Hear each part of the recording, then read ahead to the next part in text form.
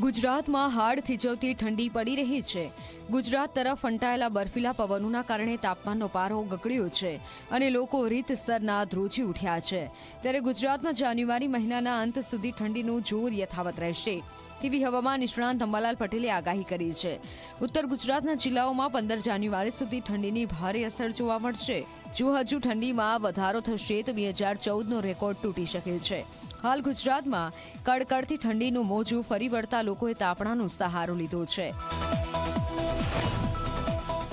10મી તારીખે ઠંડીનો ચમકારો જણાશે અને લગભગ તારીખ 11-12માંથી ઠંડી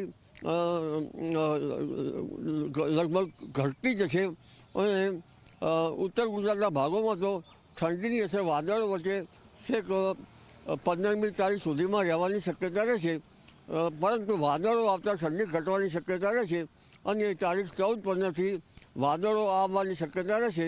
તારીખ 24મી જાન્યુઆરીથી ઠંડીનો ચમકારો આવી શકે અને જાન્યુઆરીના અંતમાંથી પુનઃ વાતાવરણમાં ફેરફાર થઈ શકે।